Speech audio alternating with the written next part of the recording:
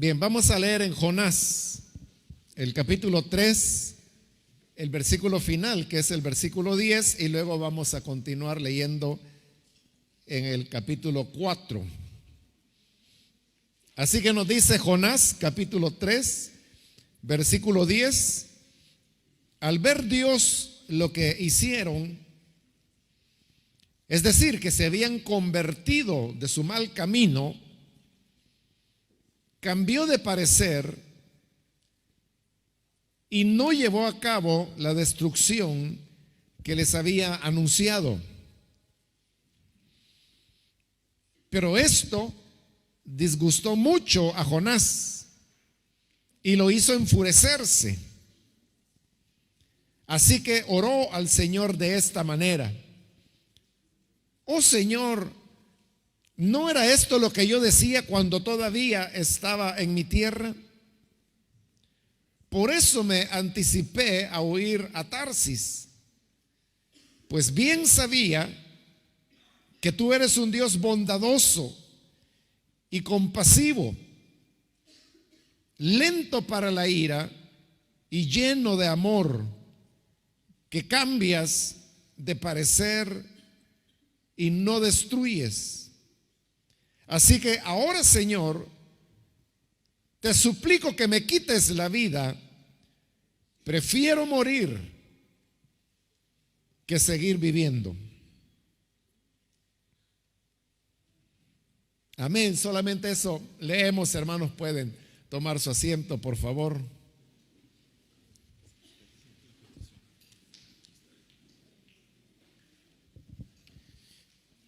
Vamos a orar, hermanos. Acá me acaban de enviar unas peticiones que las vamos a poner en las manos del Señor.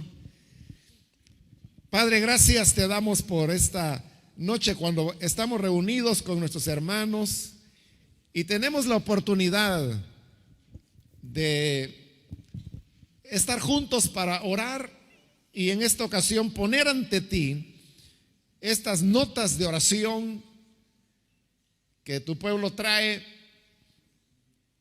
en las cuales se expresan sus necesidades y que creemos que tú eres muy misericordioso, como el pasaje que hemos leído ahora, para dar una respuesta, una salida a cada necesidad de nuestros hermanos y hermanas. Glorifícate dando la respuesta, y por eso, Señor, nosotros te agradecemos de antemano. Revélate a aquellos que aún no te conocen y que así la gracia de tu evangelio pueda alcanzarles. Es nuestra petición por Jesús nuestro Señor. Amén. Amén. Hemos leído, hermanos, esta porción de el profeta Jonás, que usted pudo notar lo que se encuentra prácticamente ahí al final de este libro. Y usted sabe que normalmente los finales de los libros se aprovechan para poder sacar las conclusiones o la enseñanza que se quiere o se quiso expresar a través de ese libro. Y eso exactamente es lo que ocurre con este libro de Jonás, que contiene una historia que es bastante conocida y nos lleva ahora a esta parte final en donde encontramos cuál es la enseñanza que Dios quiere transmitirnos a través de este relato. Y en los versículos que hemos leído encontramos a un Jonás que era el profeta de Dios, que está muy enojado, tan enojado que le está pidiendo a Dios que le quite la vida. Pero lo interesante es notar por qué él estaba enojado.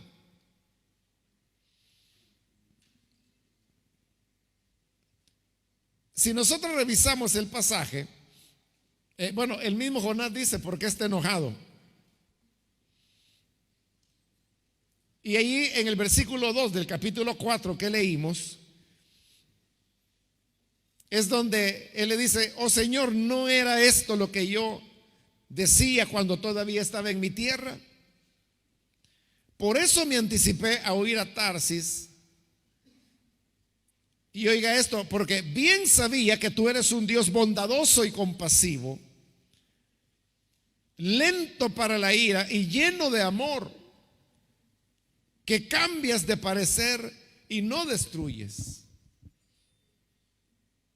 Ahí Jonás está diciendo que es lo que él lo tenía tan molesto, de tal manera que quería morirse, lleno de furia.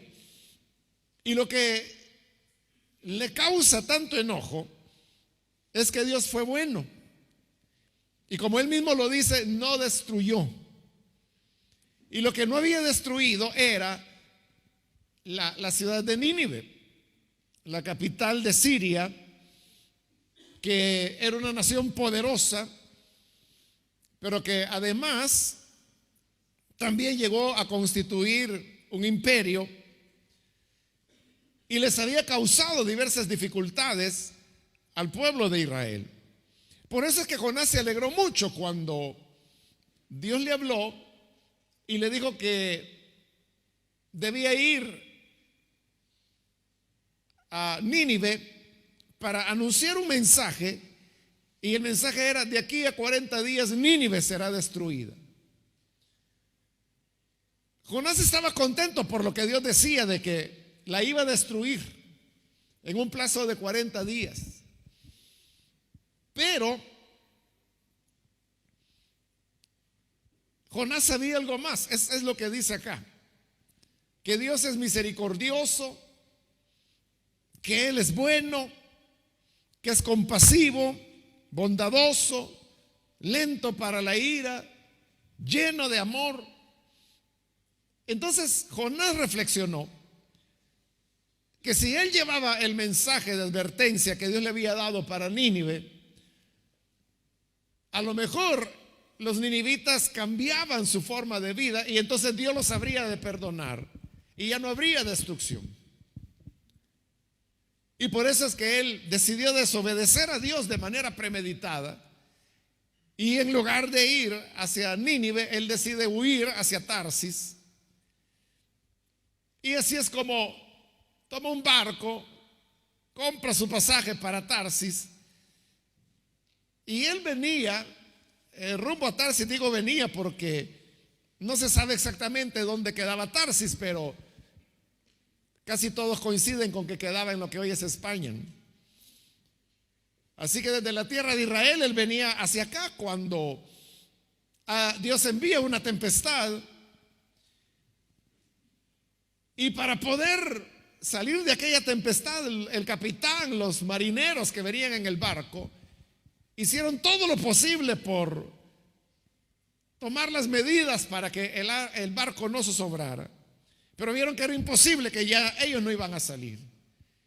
Pero entonces fue cuando Jonás, en un acto de honestidad, les dijo: vean, esta tormenta no es contra ustedes, es contra mí. Pero arrójenme al mar y entonces el mar se les va a aquietar.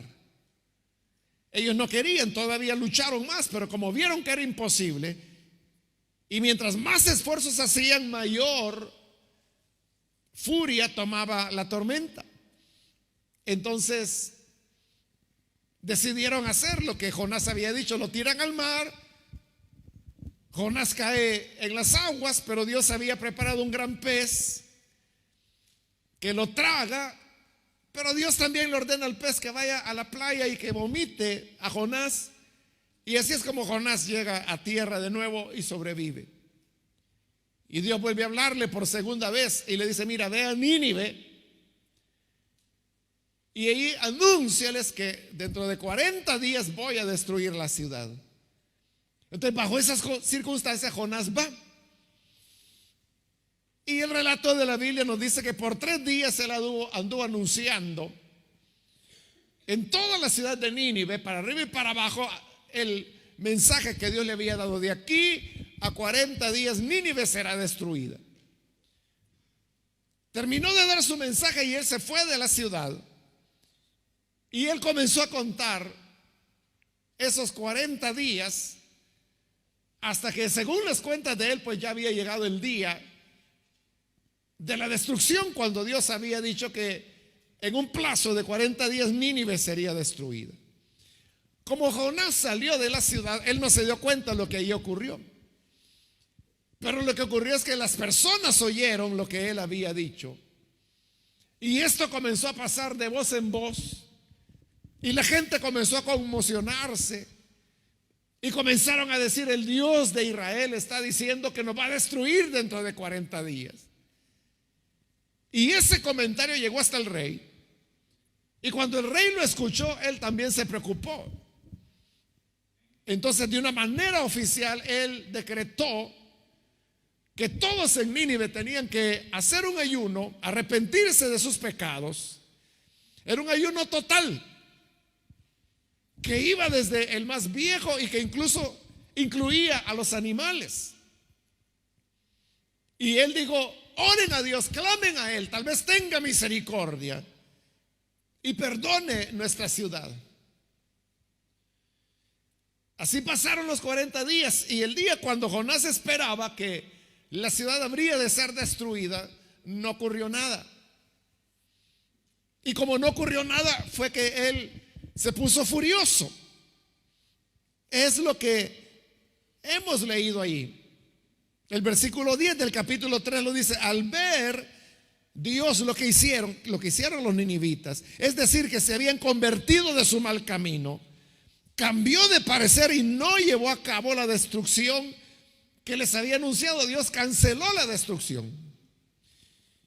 Pero eso es lo que molestó a Jonás. Dice: esto disgustó mucho a Jonás y lo hizo enfurecerse. Y ahí es cuando ora a Dios y le dice: mira, mejor mátame, quítame la vida,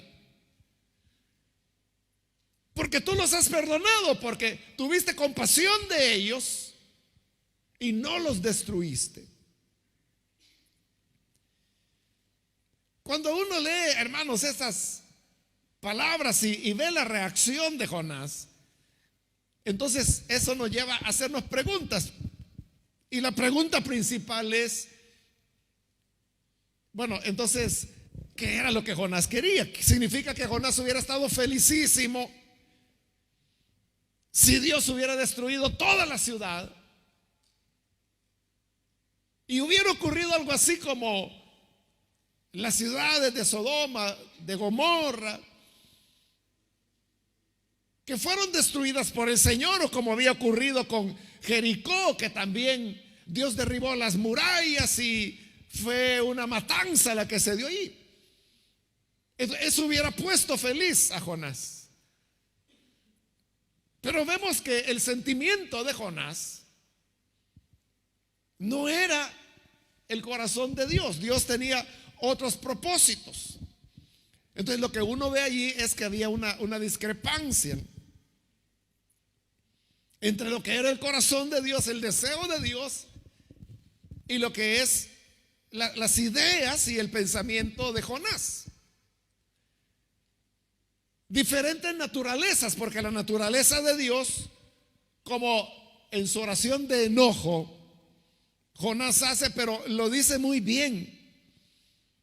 Le dice: eres un Dios bondadoso, compasivo, lento para la ira, lleno de amor, que cambies de parecer y no destruyes. Esa es una excelente descripción de la naturaleza de Dios. Pero ¿cuál era la naturaleza de Jonás? Era alguien que hubiera saltado de alegría si la ciudad hubiera sido destruida.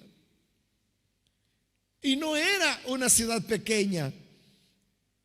Eso es lo que Dios le va a mencionar a Jonás más adelante, cuando le dice que cómo él iba a destruir a Nínive, una gran ciudad donde hay más de 120,000 personas que no distinguen su derecha de su izquierda.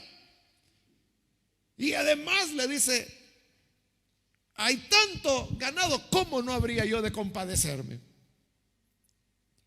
Entonces ahí uno ve que los corazones de ellos iban en direcciones distintas, opuestas, que sus naturalezas eran muy distintas, sus anhelos, sus expectativas, su manera de actuar. A veces, hermanos, nosotros cuando vemos todas las cosas que ocurren en el mundo, bueno, hay personas que se hacen la pregunta y dicen: si Dios es un Dios de amor y Él es un Dios santo y es todopoderoso, entonces ¿por qué no castiga a los malos? ¿Por qué no termina con ellos? O sea, pero esa manera de pensar suena mucho a Jonás, ¿verdad? Pero hay personas que van más allá y dicen: si yo fuera Dios, ahora mismo yo terminara con los malvados, acabara con todos ellos. Y dice: bueno, con 3 minutos que me permitieran ser Dios. Pero qué bueno que Dios a nadie le concede ser Dios, ni siquiera por un segundo. Porque si así fuera, ese segundo bastaría para que actuáramos como Jonás.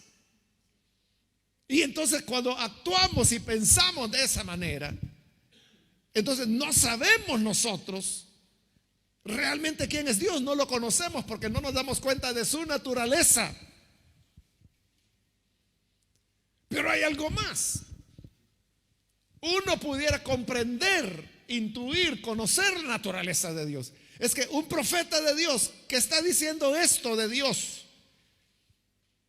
y que se lo dice en oración, le dice: eres un Dios bondadoso, compasivo, lento para la ira, lleno de amor, que cambies de parecer y no destruyes. Como le dije, esa es una estupenda descripción de Dios. Entonces, ¿Jonás conocía a Dios? Sí, lo conocía. Sabía que esa era la naturaleza de Dios, sabía que Él actúa así.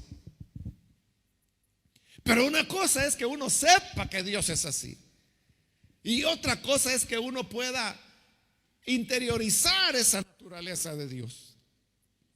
Porque Jonás sabía perfectamente que Dios era todo esto, pero él quiere que Dios destruya a los ninivitas, que acabe con la ciudad.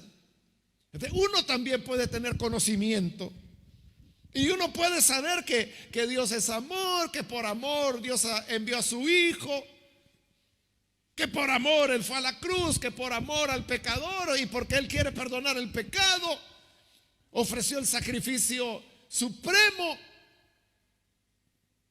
Uno puede saber todo eso, pero el objeto de saberlo es que nosotros también podamos hacer nuestros el corazón de Dios, sus motivaciones, porque de otra manera vamos a estar yendo en una dirección contraria. Es exactamente lo que ocurrió cuando el Señor Jesús caminaba por la tierra e iba con sus discípulos, y el Señor decidió, como solía hacerlo, pasar por la región de Samaria. Los samaritanos le caían mal a los judíos, los odiaban. Entonces los samaritanos se alegraban porque Jesús venía, pero se dieron cuenta que realmente Jesús iba camino a Jerusalén. Entonces ellos dijeron: entonces Jesús no viene para acá, sino que Él nos está usando como puente para luego ir a Jerusalén, y por eso no lo quisieron recibir. Y le mandaron a decir: mira, cuando quieras visitarnos serás bienvenido, pero si solo vas a pasar para ir a Jerusalén, mejor no entres. Entonces los discípulos de Jesús oyeron eso, que los samaritanos decían que no querían y no dejaban pasar a Jesús por ahí. Entonces se enojaron mucho y le dijeron: mira, los samaritanos no te quieren recibir. ¿Quieres que, al igual que Elías, hagamos descender fuego del cielo y que los destruya a todos? Y Jesús les dijo: que Dios me libre, que me libre de ustedes. ¿De qué espíritu son? Y les dice: porque el Hijo del Hombre no ha venido a matar, no ha venido a destruir, sino que ha venido a salvar. Entonces, ellos habían permanecido años con ellos, 3 años, y no se habían dado cuenta que Él no había venido para cortar cabezas, para matar pecadores, sino que, como se los dice, había venido para que el mundo fuera salvo, que los malos fueran salvos a través de Él. Y por eso el Señor dijo: ustedes no saben de qué espíritu son, o sea, no saben de qué bando están.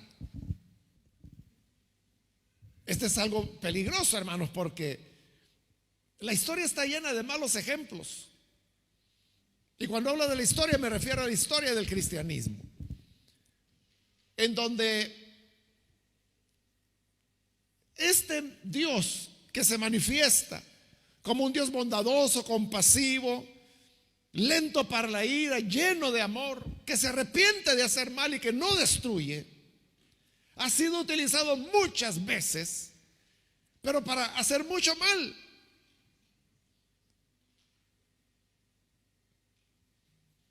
Se ha dado en la historia cosas como las cruzadas que se dieron, con el objeto de ir a recobrar la tierra de Jerusalén de los musulmanes que la tenían en esa época. O sea, pero eran guerras, o sea, no eran guerras de juguetes, sino que de verdad iban a cortar cabezas en el nombre del amor de Cristo. Y iban a matar personas. Eso hablando pues de guerras lejanas, pero hay guerras todavía más cercanas, donde lo que se invoca es el tema de la fe. Europa estuvo llena de mucha sangre que se derramó precisamente por el tema de la fe, porque uno creía que la verdad es la que yo tengo y la que tú tienes no, así que te voy a matar, porque yo creo en un Dios real, en un Cristo que ama, perdona, que es compasivo, así que por esa compasión de Cristo te mato. Y es una realidad.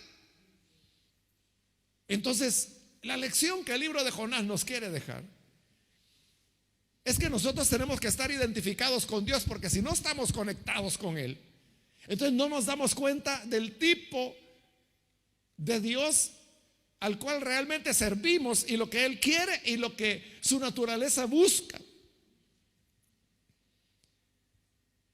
Eso mismo es lo que ocurrió con los fariseos. Los fariseos eran personas muy religiosas y eran celosos de que se cumpliera la palabra de Dios. Entonces eran personas, bueno, fariseo lo que significa es consagrado. Entonces, ellos eran consagrados, querían que la palabra de Dios se cumpliera al pie de la letra, pero el problema es qué es lo que enseña esa palabra de Dios. Entonces, ellos creían que cumplir la palabra de Dios al pie de la letra era, por ejemplo, guardar el día sábado. Y por eso es que en una ocasión Jesús estaba en una sinagoga y los enfermos vinieron, porque donde quiera que Jesús estaba, los enfermos iban, porque sabía que Él los sanaba, sabían que Él era compasivo y que sanaba a los enfermos. Pero como ese día era sábado y estaban dentro de la sinagoga, entonces el encargado de la sinagoga se enojó porque los enfermos venían. Y le dije: mire, 7 días tienen la semana. Ustedes pueden venir cuando quieran para ser sanados, pero no en el día de reposo. Así que hoy no habrá sanidad. Entonces, él lo que estaba haciendo era defendiendo la religión por encima de las necesidades de las personas. Porque que hubiera ahí una persona muy enferma, que tuviera mucho dolor o que tuviera una condición muy complicada, no le importaba. Lo que le importaba era que guardaran el sábado. Entonces, él era un hombre religioso. Entonces lo que él quería es que la gente siguiera las normas de la ley, que guardaran la religión. Eso es lo que le importaba. Y por eso le decían: no, hoy no habrá sanidades, porque es día de reposo, vengan cualquiera otro de los 6 días de la semana. Y entonces el Señor le dijo: hipócrita, Porque ¿quién de ustedes si en día sábado su burro cae dentro de un pozo no lo saca? ¿Y quién de ustedes que si su ganado tiene sed no le van a llevar agua en el día de reposo? Entonces, ¿cómo no voy a tener yo compasión de seres humanos si ustedes tienen compasión de vacas y de burros y de pollos, pero no de los seres humanos? Entonces lo desnudó como un hipócrita y él comenzó a sanar a los enfermos, porque la naturaleza de él es la compasión. Y cuando le preguntaban, ¿y por qué tú sanas en día de reposo? Y él decía, porque yo soy Señor del día del reposo. Y en otra ocasión él les preguntó, ¿para qué sirve el día de reposo? ¿El día de reposo es un día para hacer el mal o para hacer el bien? Y claro, nadie le iba a decir, el día de reposo es para hacer el mal. Nadie le respondió porque la respuesta era obvia. El día de reposo era para hacer el bien. Entonces, ¿qué tiene de malo que en día de reposo sane a los enfermos? Por eso no le respondieron. Y por eso él seguía sanando a los enfermos. El problema es que muchas veces nosotros nos hacemos como Jonás y nos hacemos como los fariseos. ¿Cuál era el problema de Jonás? ¿Por qué su enojo? Porque su reputación de profeta quedó mal. Porque él había dicho, de aquí a 40 días Nínive será destruida, y en los 40 días no pasó nada. Entonces la gente iba a decir, ya ven, a ese Jonás ya no le crean, mejor ese es inventor. Más fue lo que nos asustó, más fue que dejamos de almorzar ese día, porque él dijo que dentro de 40 días íbamos a ser destruidos y no pasó nada. Entonces quedaba mal Jonás, quedaba mal él, su reputación, sin importarle que era preferible que su reputación quedara por el piso, pero que 120,000 personas conservaran la vida. Eso es lo que él no entendía. Y por eso digo, es tan fácil que uno se convierta en un Jonás o en un fariseo, porque uno puede caer en esa categoría en la cual uno puede comenzar a despreciar a las personas que no creen como nosotros. Y uno puede comenzar a despreciar al drogadicto, al ladrón, al mentiroso. O uno puede comenzar a menospreciar a aquellos que no son creyentes, no son seguidores de Jesús, no son discípulos de Él. Pero entonces las personas comienzan a poner limitantes. Y es como, por ejemplo, que no permiten que a la iglesia vengan personas que vienen en determinado estado o que vienen con determinada ropa, porque dicen, uy, no, aquí nosotros somos cristianos, no se permite entrar gente así. O sea, lo mismo que le dijeron a Jesús.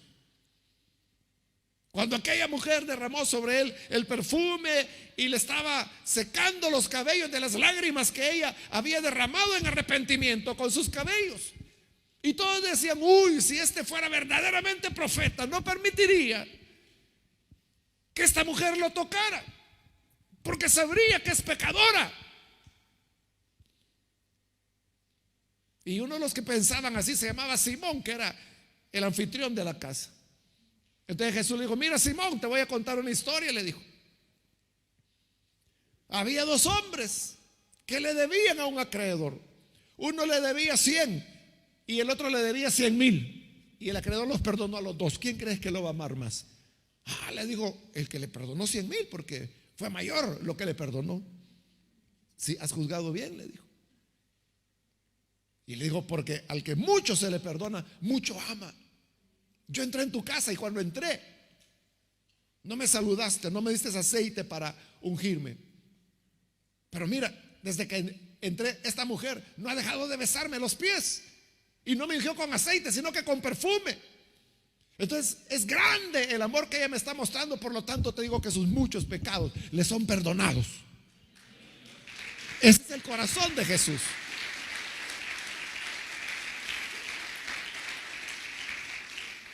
El corazón de Jesús es el tener compasión de una prostituta. Es que eso era la mujer. Era una prostituta. Y por eso él dijo, sus muchos pecados le son perdonados, y por eso amaba más. O sea, pero ¿cuál era la idea de Simón? La idea de Simón es que, no, uno no tiene que juntarse con esa gente. Uno no tiene que dejar que esas personas se acerquen a uno, y mucho menos que lo vayan a tocar, porque eso fue lo que él criticó. Si fuera profeta, no permitiría que esta mujer lo tocara. Y no solo lo estaba tocando, lo estaba besando desde hacía rato los pies.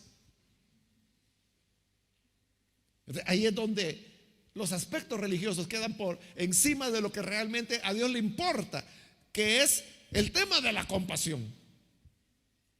Entonces queremos que la gente ya venga cambiada, que ya vengan sanos, que ya vengan sobrios, que ya vengan creyendo.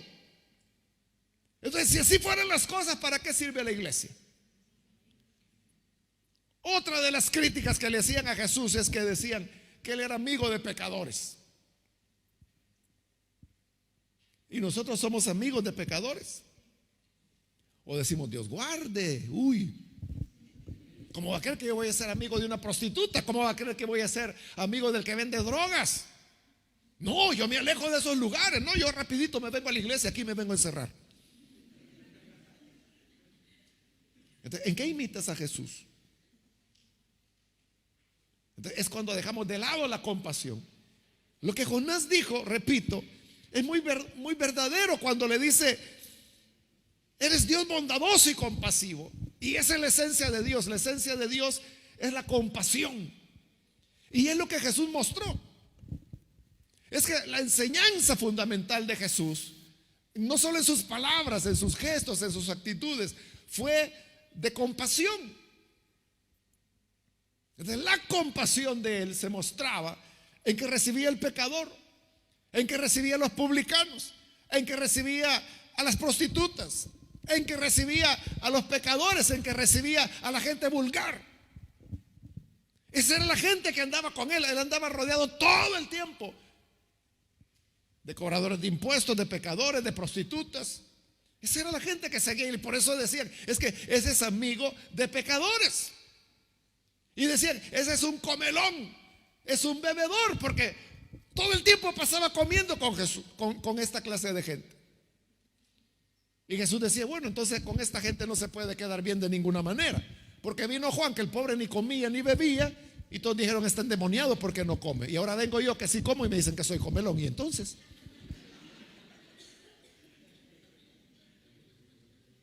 dijo, estos son como los muchachos que están en las calles, dijo, que cantan cantos alegres y no bailan. Se ponen a cantar lamentos y nadie llora. ¿Y entonces qué quieren? Ni lloran ni bailan. ¿Y entonces?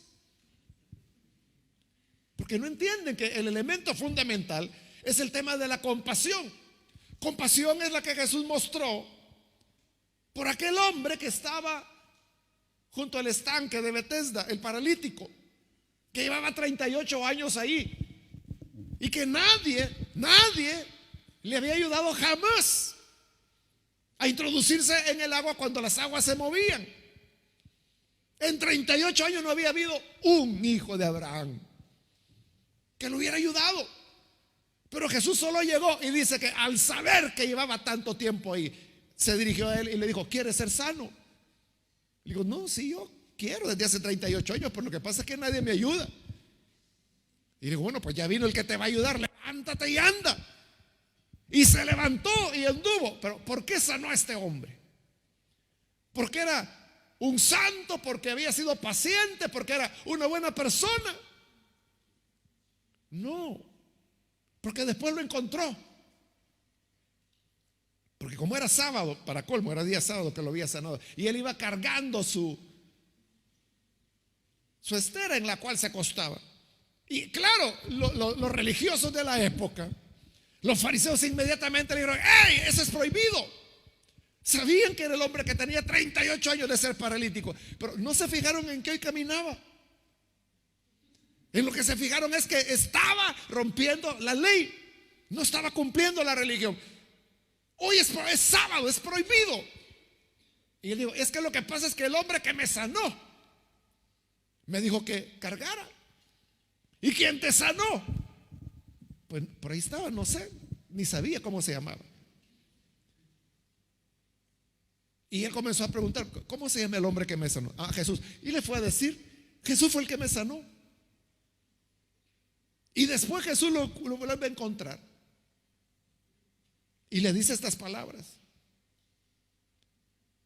vete, le dice, y no peques más. No vaya a ser que te venga alguna cosa peor. Pero note lo que le dijo: no peques más. Y cuando uno le tiene que decir a una persona: ya no lo hagas más, ¿cuándo lo está haciendo? O sea, porque si no lo está haciendo, ¿para qué le va a decir? Entonces, aunque él era paralítico, habían sido 38 años de pecado. ¿Qué pecado? Yo no sé, porque la Biblia no dice. Eso no importa. Pero lo que importa es que el Señor le dice: mira, ya no lo hagas más, para que no te venga alguna cosa peor. Entonces, ¿a quién había sanado Jesús? A un pecador. No era por bueno, no era por pobrecito, no era porque fuera un santo, era un pecador. ¿Qué fue? ¿Por qué el Señor lo sana? Tuvo compasión. Tuvo compasión. Por eso, hermanos, cuando uno va a ayudar a las personas, uno no tiene que andar pensando: ¿es creyente o no es creyente?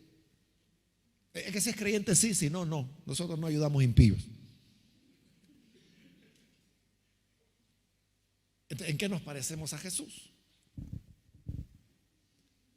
Jesús dijo: es que vean, hasta los paganos hacen bien a los que les hacen bien. Pero si ustedes quieren ser más que los fariseos, amen al que les odia, bendigan al que les persigue, al que les quiere hacer mal, a ese beneficien. Entonces uno no tiene que andar pensando: el que me cae bien, el que hace bien. O a veces decimos: no, nos dieron una donación, tenemos 100 kilos de arroz que podemos repartir, pero démoselo a los hermanos primero. A la gente, al otro, no.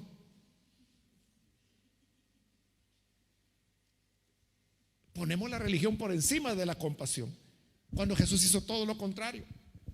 Entonces la compasión debe ser primero. La compasión fue lo que dirigió al Señor. O sea, Él tuvo compasión de los leprosos, de los enfermos, de las prostitutas, de los mentirosos, de los ladrones, de los publicanos, a quien todo el mundo odiaba. Todo el mundo los odiaba, pero Él los amó y le mostró compasión. Y es lo que Dios hoy está haciendo con Nínive. Nínive no era nada de buena. En los profetas usted puede encontrar, me parece que es Nahum, que todo el libro está dedicado contra Nínive. Y lo que dice es que es una ciudad llena de hechicería, una ciudad sangrienta, una ciudad llena de extorsión, de asesinato. Eso era Nínive. Por eso es que Jonás estaba feliz que Dios le iba a destruir. Pero Dios, como es compasivo y como perdona y no destruye, no los destruyó. Y eso lo enojó muchísimo. Y Dios le dijo: ¿y eso es lo que te enoja?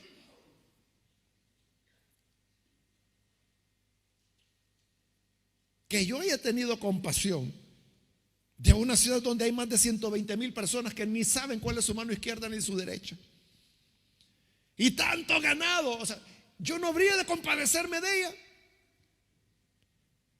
Eso es lo que siempre tenemos que tener en mente, que Dios se compadece de aquellos que quizás nosotros no nos compadeceríamos de ellos, y que estaríamos felices. Bueno, hay gente que se siente feliz cuando alguien comete un pecado en la iglesia y lo avergüenzan y lo ponen frente a la congregación. Y miren, este fulano que está acá, este es un sinvergüenza, es un pecador porque hizo tal cosa. Y si se va de la iglesia, felices se ponen. Qué bueno que se fue de la iglesia. ¿Y saben por qué se fue? Porque era un sinvergüenza. Pero aquí que estamos los sinceros, y están felices porque los pecadores se van y porque solo quedan los fariseos, digo, los hermanos dentro de la iglesia. El tema es ese no es Jesús. Ese no es el evangelio, porque el evangelio es un evangelio de compasión, de misericordia, de ir a buscar esa única oveja que se descarrió y se perdió. Pero él dejó las 99 y va en busca de la que se perdió. Si eso hubiera ocurrido en nuestro tiempo, hermano, mire, rápido en las redes sociales hubiera salido: pastor descuida 99 ovejas por ir detrás de una rebelde. Injusticia. ¡Qué irresponsabilidad! Será demandado por negligencia. Abandona 99 por ir detrás de una, y lo peor que esa es una rebelde, desobediente. Eso hubiera ocurrido en nuestra época. Pero la compasión del Señor, Él no dijo una, no es ninguna. Me quedo con 99, ya van a crear más y van a tener más hijos.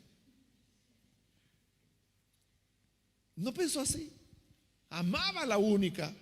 Es cierto, era la rebelde, por eso se descarrió, por eso se había perdido y la fue a hallar quebrada por allá. Pero la recogió y la trajo de regreso. Entonces, ese es Jesús. Esa es la compasión encima de cualquier cosa. Entonces, recordemos siempre eso, hermanos, que no solo basta con conocer a Jesús. Es que siempre estamos de acuerdo en que Jesús perdona pecados cuando es a mí el que me va a perdonar. Pero si es al vecino que te ha hecho tantos problemas, no, ahí no. Es que él no lo merece. Dios, ¿cuándo le vas a enviar un rayo? Sí, o hay gente que dice: Señor, por favor, llévate a mi vecino, porque si no te lo llevas, te lo voy a mandar. Ese es el pensamiento de muchos. El pensamiento de que hay que acabar con el otro, hay que eliminarlo.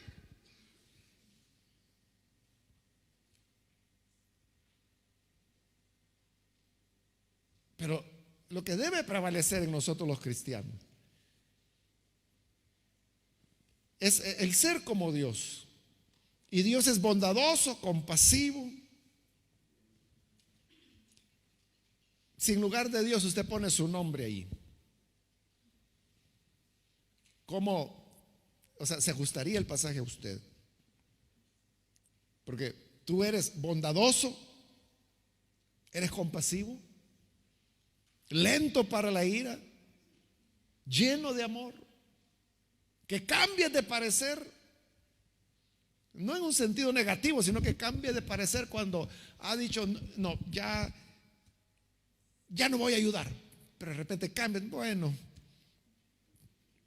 lo voy a hacer. Y no destruyes. Eres así, te describe eso a ti. Y usted dice: no, hermano, es que ahí está hablando de Dios. Sí, pero ¿para qué Dios? ¿Es para tenerlo de adorno? ¿O es para que lo imitemos? ¿O no dice la Escritura en Efesios: sed imitadores de Dios? Entonces, esa debe ser nuestra vocación, la de ir tras Jesús, pero no religiosamente, sino que sacando lo que verdaderamente Él es. Y lo que lo caracteriza es que es compasivo. Y eso explica por qué a sus torturadores, que lo habían clavado en la cruz, le dijo: Padre, perdónalos, porque no saben lo que hacen. Y esas palabras de Jesús, hermanos, han creado un problema teológico que todavía se siguen peleando por eso. Porque la pregunta es: bueno, ¿y cómo es que acaso la Biblia no dice que el perdón viene por el arrepentimiento? ¿Y ellos qué arrepentimiento habían tenido? Pero Jesús está diciendo: perdónalos, porque no saben lo que hacen. Parecido a lo que Dios dice aquí de los ninivitas, es que ellos ni saben cuál es su mano izquierda y cuál es su derecha. A veces nos ponemos en una actitud de odio y decimos: es que mire, esos satánicos deberían matarlos a todos. Hace poco allá en Centroamérica llegó un grupo que ni me acuerdo cómo se llama, pero un grupo de heavy metal o dark metal, le dicen a ese, ¿no? Que es así como rock fuerte pero satánico, y dicen que es un grupo que sus letras están muy llenas de blasfemias y todo eso. Bueno, en todos los países centroamericanos, los gobiernos rápido, ahí sí rápido se ponen de acuerdo. Emitieron leyes y les impidieron cerrar, les impidieron entrar, nadie entró, o sea, no llegaron a ninguno de estos países. O sea, pero y eso es lo que como nación que se dice ser cristiana debemos hacer. O por el contrario, no deberían ser recibidos para que la luz brille sobre ellos. Entonces, allá, y las iglesias fueron las primeras en saltar. Los evangélicos fueron los primeros en presentar las piezas de correspondencia ante los congresos para que se cerrara. Y como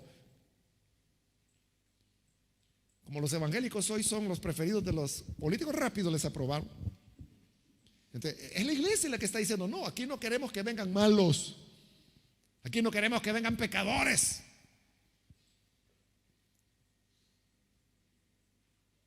Haciendo honra a este Jesús lleno de compasión, amigo de pecadores. Haciendo honra a este Dios de Jonás, que se arrepiente de hacer mal y que no destruye, sino que los perdona, porque Él es amor, porque es compasión. Entonces, ¿cómo les damos mejor testimonio? ¿Cerrándoles la puerta en la cara o mostrándoles con nuestros hechos el amor de Jesús?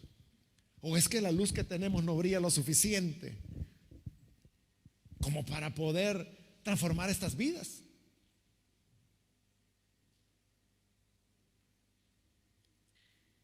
¿O el evangelio no puede con ellos? ¿O es que tenemos que enviarlos a condenación? ¿O es que tenemos que apuñalarlos en la primera oportunidad que tengamos? ¿Cómo nos sentimos mejor? ¿Nos sentimos bien matándolos? Está bien que los matemos, hermano, porque son blasfemos. Todas sus canciones dicen, yo no he oído ninguna. Hasta el nombre se me ha olvidado del grupo porque no es muy conocido. Pero ¿cómo nos sentimos mejor? ¿Nos sentiríamos bien matándolos a ellos, cortándoles el cuello, degollándolos, algo así, arrancándoles la piel o las uñas con una tenaza? ¿Estaría bien eso como castigo? ¿O como Jesús, recibirlos con compasión? Y lo que era inaceptable en su época, que una mujer pecadora lo tocara, Él se dejó tocar.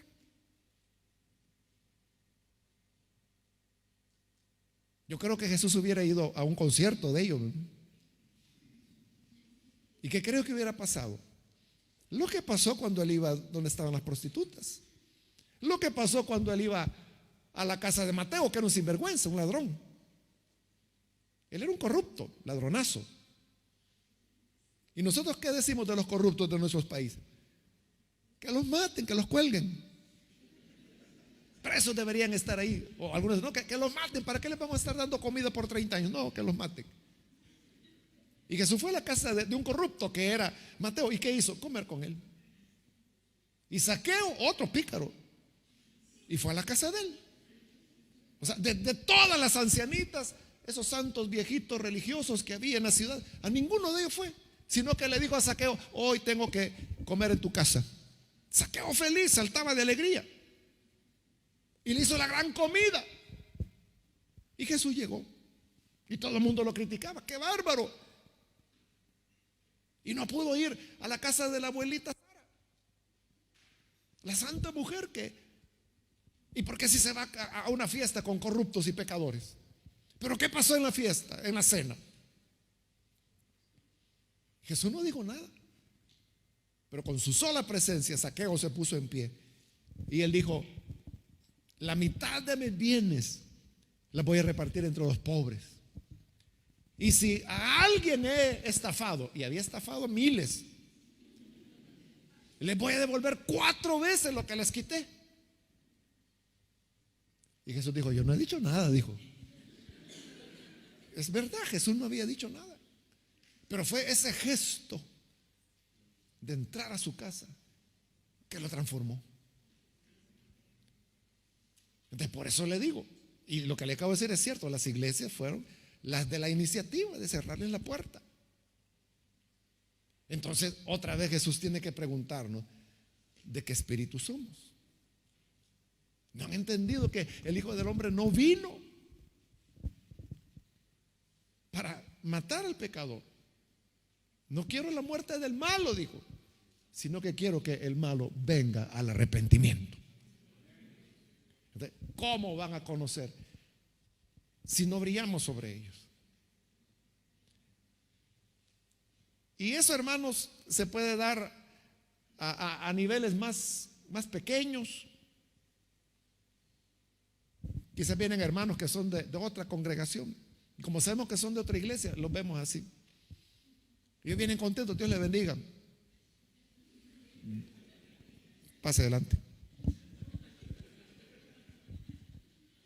Entonces, ¿a dónde está el Espíritu de Jesús? Que Él nos ayude para que podamos ser imitadores de Él. Cerremos nuestros ojos y con nuestros ojos cerrados quiero que antes de orar reflexionemos, hermanos, en lo que hemos escuchado y nos preguntemos. No somos nosotros de esos creyentes que ya no, desde que creímos en Jesús ya no le hablamos a la familia, ya no los visitamos, porque decimos que ellos solo hablan de bebida, de fiestas. Y cómo que no, si tú no les has alumbrado con tu luz. Pero no debemos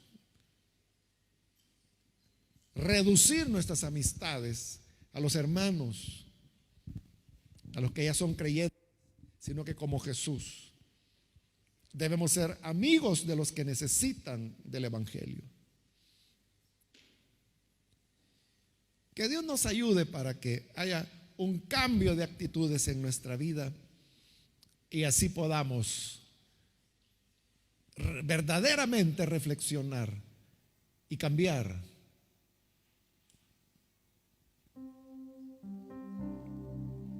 Ser como Jesús. Por eso es que lo odiaron tanto.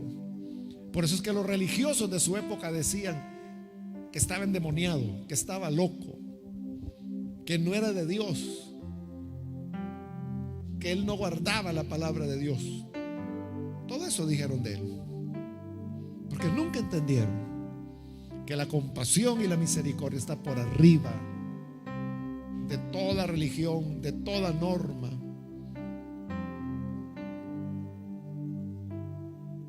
Porque el amor es el que vale más y lo que mejor expresa la naturaleza de Dios. Antes de orar también yo quiero invitar, si hay con nosotros algún amigo o amiga que aún no ha recibido a Jesús como Salvador, y a lo mejor es primera vez que usted está acá o ha visitado en otras oportunidades, pero si hay alguien que, habiendo escuchado la palabra de Dios, el Señor ha tocado su corazón y desea usted venir, que oremos por usted para recibir al Hijo de Dios y para que sigamos su ejemplo de amor y compasión, pues le invito para que en este momento nos lo indique levantando su mano. Y al levantar su mano usted expresa su deseo de ser un seguidor de Jesús, y nosotros con gusto oraremos por usted. ¿Hay alguna persona que lo hace? Puede levantar su mano con toda confianza ahí en el lugar donde está. Indíquenoslo y con gusto oraremos por usted. ¿Hay alguna persona que lo hace? O sea, hay algún hermano que se ha alejado del Señor, se desvió, mas hoy necesita reconciliarse, volver a los caminos del Señor. De igual forma, levante su mano y oraremos por usted. ¿Hay alguna persona? Vamos a orar en este momento, pero si hay alguien que aprovecha la oportunidad, hágalo con toda confianza. Levante su mano y oraremos.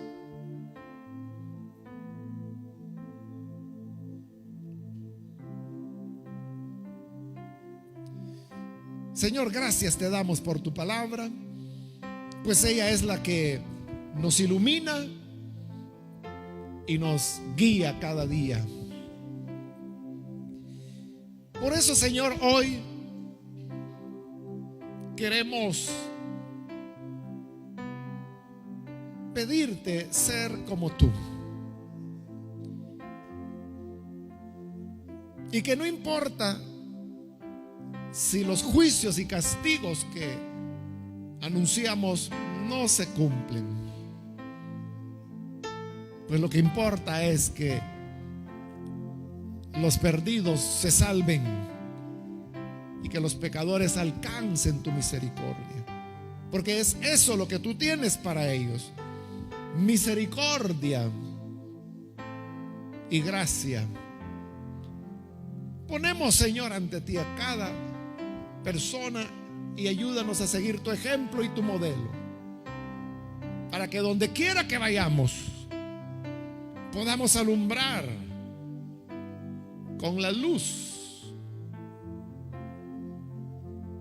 Y la luz solamente brilla en medio de la oscuridad. Ayúdanos para ser así testigos fieles, y que no solo te conozcamos, sino te imitemos. Es nuestra petición por Jesucristo nuestro Salvador. Amén.